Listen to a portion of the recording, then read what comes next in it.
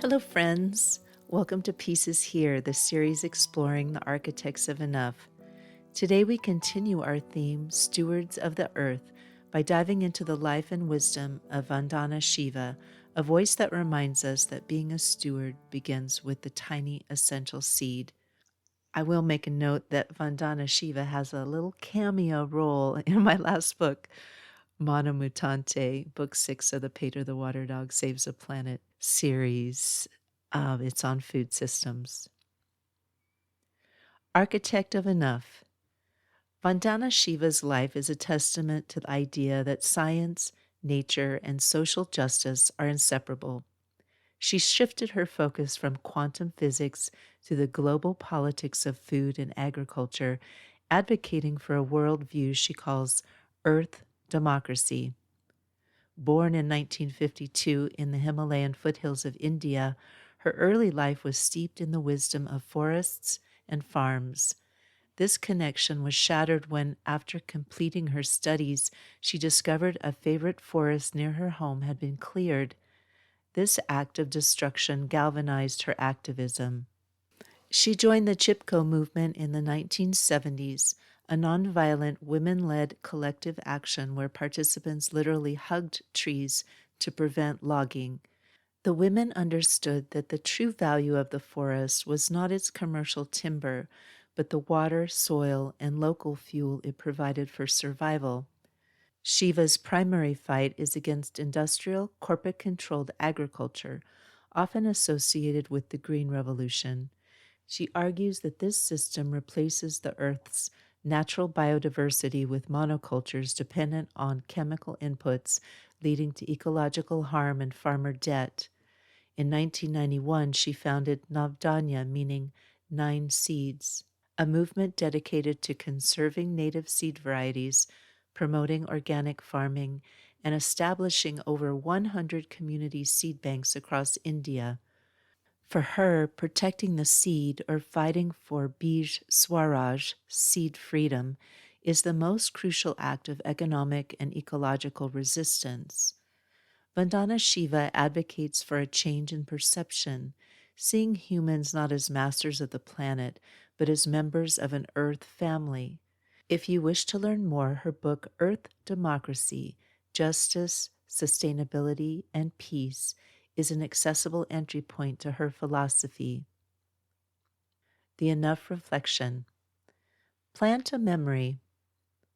Vandana Shiva reminds us that the simple seed is a political symbol, an ecological asset, and a cultural treasure. When a seed is saved and shared freely, it resists the notion of ownership and affirms the self-organizing power of life. This week, consider the source of the food on your plate. If possible, plant a seed, a flower, or an herb. Tending to it is a tiny ancient act of self-governance and stewardship. This reminds me of one of the Peace Stuff tips from Peace Stuff Enough, the new companion book to One More Year. You can find it and follow the Kickstarter at avisgolfspec.com Kickstarter. Pedro says, Vandana Shiva's primary method for teaching ecological principles is through Earth University, which is intentionally non-accredited and runs on a simple, self-sufficient farm. She insists that true ecological knowledge cannot be found in a complex, costly, conventional degree, but only through direct, hands-on simplicity. Let's pause and consider. What's the difference between seeing the earth as a resource to be consumed and seeing it as a source to be nurtured? Words to keep. For Vandana Shiva, the most profound act of human stewardship is recognizing our place in the web of life. She writes, "A seed sown in the soil makes us one with the earth. It makes us realize that we are the earth." This quote embodies her philosophy that the act of cultivating life locally is the fundamental basis for global peace and freedom. If this daily message has brought you peace, please take a moment to subscribe and share this message with someone who needs it.